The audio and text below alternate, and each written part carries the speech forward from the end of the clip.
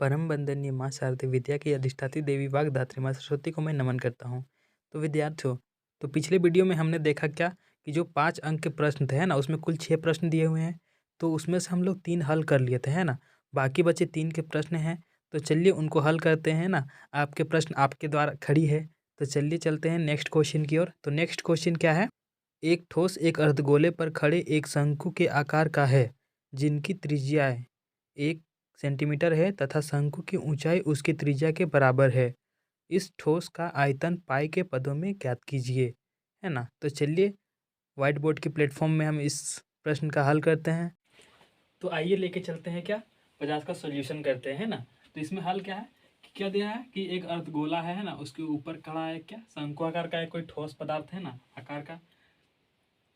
तो यहाँ पे क्या है कि जो ये थी अर्धगोला का क्या है त्रिज्या दिया हुआ है 1 सेंटीमीटर, और जो शंकु की ऊंचाई है वो भी दिया है क्या 1 सेंटीमीटर, है ना। तो हमको क्या करना है, तो ये पूरा जो ठोस पदार्थ बन रहा है ना शंकु और अर्धगोला से मिलके, तो इसका क्या आयतन निकालना है, वो भी क्या पाई के पदों में करना है ना। तो हमको क्या यहाँ पे गिवन क्या था, दिया है क्या कि शंकु की ऊंचाई बराबर क्या है शंकु की त्रिज्या 1 सेंटीमीटर, ये दिया हुआ है क्वेश्चन में, है ना। और क्या है अर्धगोले की त्रिज्या क्या है 1 सेंटीमीटर। तो पहले सबसे पहले यहाँ पे हम क्या निकालते हैं कि एक शंकु का आयतन निकालते हैं ना पहले।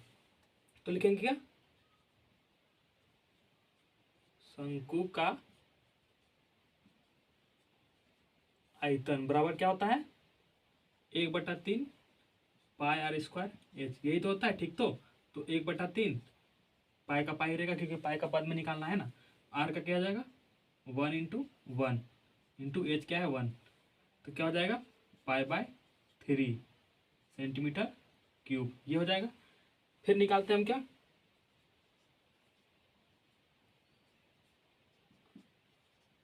अर्धगोले का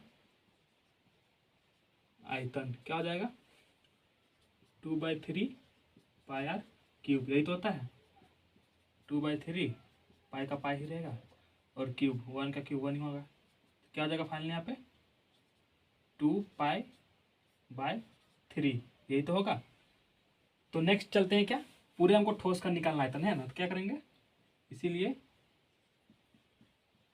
ठोस का आयतन इक्वल टू क्या हो जाएगा, ये अर्धगोला का आयतन प्लस शंकु का आयतन, है ना। शंकु का आयतन प्लस अर्धगोले का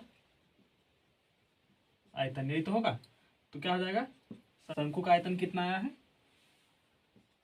पाई/3 प्लस अर्धगोले का आयतन क्या आया है 2 पाई/3।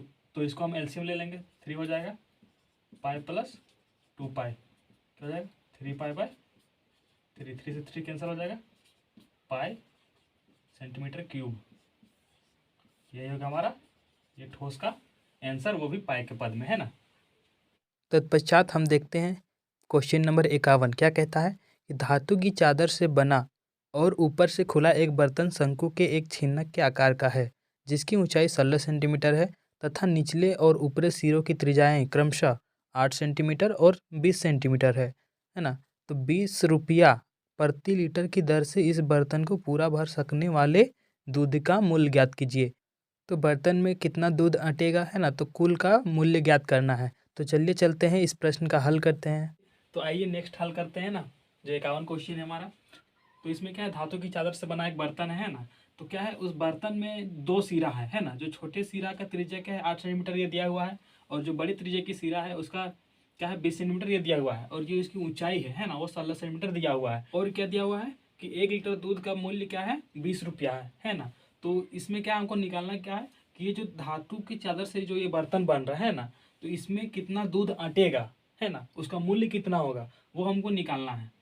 तो क्या हो जाएगा पहले इसका आयतन निकाल लेंगे, तभी तो हमको पता चलेगा कि कितना दूध इसमें हटेगा, है ना। तो चलिए इसका आयतन निकालते हैं। ये तो छिन्नक की तरह दिख रहा है ना। तो छिन्नक का आयतन क्या होता है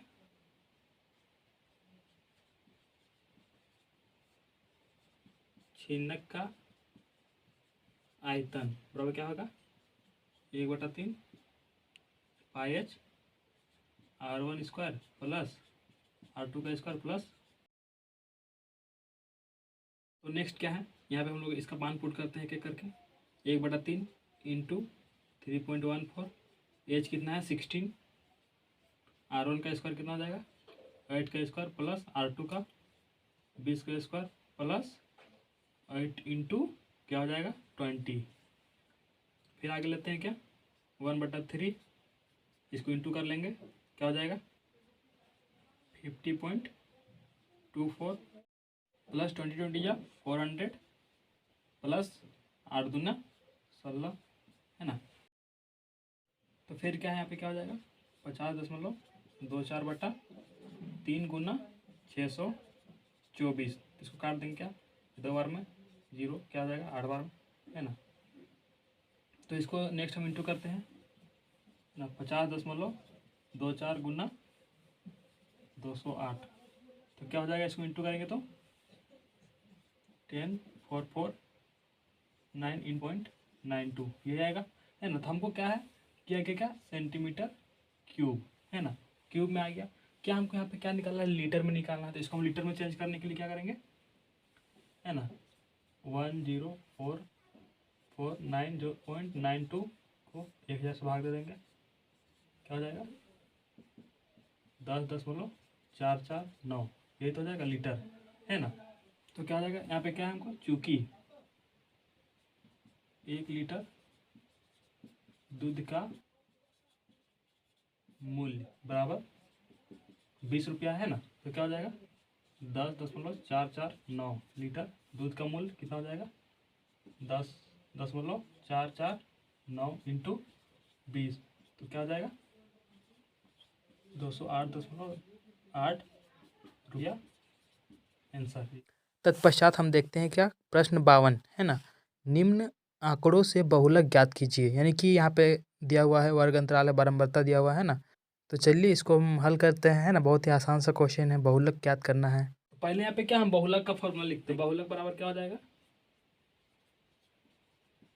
बहुलक बराबर एल प्लस क्या हो जाता है F1 माइनस F0 बटा 2F1 minus F0 minus F2 into H, है ना। तो क्या हमको एल नहीं पता है, एल क्या होता है, जो बहुलक होता है ना उसका जो निम्न सीमा होता है ये वो होता है एल, एल इक्वल टू 30 हो गया, है ना। फिर क्या हमको F1 निकालना है, जो सबसे बड़ी संख्या होती है बारंबारता में उसको क्या बोलते हैं F1, तो 15 हो जाएगा, है ना। F0 क्या हो जाएगा हमारा, F0 यानी कि जो बहुलक होता है उसके जस्ट जो पहले होता है वो क्या होता है F0, और F2 क्या होता है जो बहुलक के जस्ट बाद आता है, तो 9 हो जाएगा।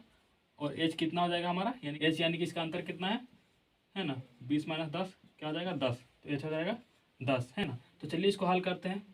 तो एल का मान कितना है 30 प्लस F1 कितना है 15 माइनस F0 8 बटा 2 into 15 minus 8 minus 9 into H कितना है 10, तो क्या हो जाएगा 30 प्लस 15 में 8 गया तो 7 बटा 30 माइनस 8 9 15 इंटू 10। तो चलिए आगे चलते हैं,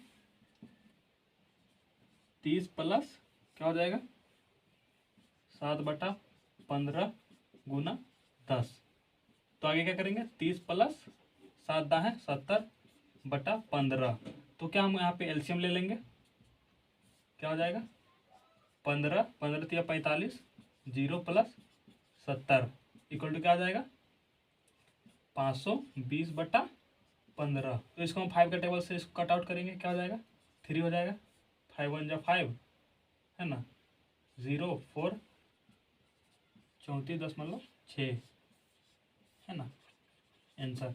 तो यहाँ पे क्या जो हमारे 5 अंक के प्रश्न थे 6 प्रश्न, तो पहले 3 थे अब 3, यानी कि 6 प्रश्न हल हो चुके हैं, है ना। तो क्या है कि इसी के साथ जो मॉडल सेट मैथ का था वो हमारा कंप्लीट हुआ, है ना। आशा उम्मीद है कि जो क्वेश्चंस हमने हल किए 3 नंबर के 5 नंबर के, है ना, जितने भी थे, है ना, उसको आप लोग अच्छे से समझे होंगे, है ना, और अच्छे से इसका रिवीजन करेंगे, और जो हमारी बोर्ड की एग्जाम आएगी उसमें आप लोग तहलका मचा देंगे, है ना। तो चलिए आज के लिए इतना ही, थैंक्स। नेक्स्ट वीडियो में मिलते हैं जो नेक्स्ट मॉडल सेट्स है उनको लेकर, तब तक के लिए thank you, all the best.